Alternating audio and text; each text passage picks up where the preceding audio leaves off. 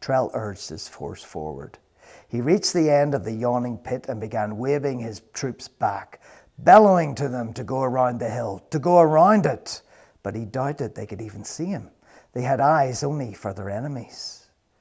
Thousands of Greers had been swallowed by the pit. Perhaps a quarter of the army had been lost. The pit was vast. Why did I not wonder where the earth and stones from the hill came from? Trell thought in horror.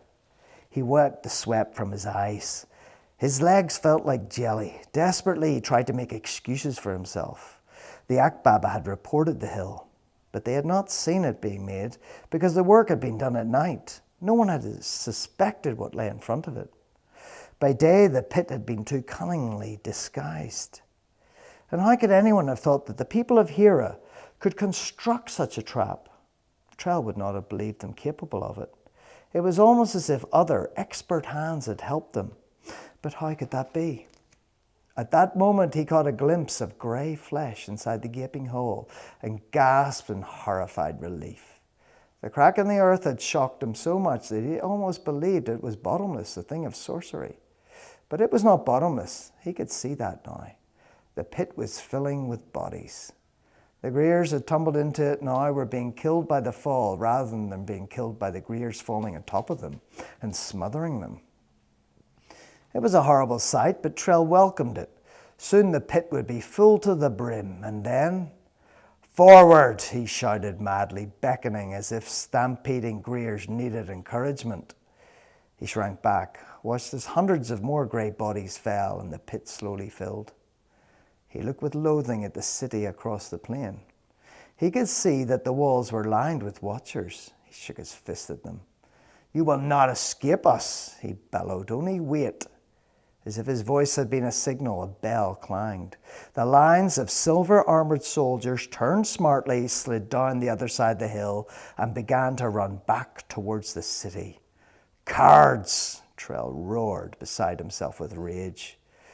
But some Greers were clambering out of the pit now. Every moment more were trampling over their comrades, senseless bodies, and scrambling up over the hill to chase the fleeing enemy. Trell shouted in triumph. Wave upon wave of Greers were crossing the filled ditch now. Already the plain the other side of the hill was thick with them. He spurred his horse on, skirting the pit and the hill and galloping along beside his enemy. There had been a delay. There had been losses, grave losses. But Hira was doomed in any case. Hira, the ragged tent city behind it, and the best of all, those insolent silver-armoured warriors. The plain soldiers were running swiftly, but they would not reach the city in time to save themselves, and they were still vastly outnumbered. The city gates began to swing open.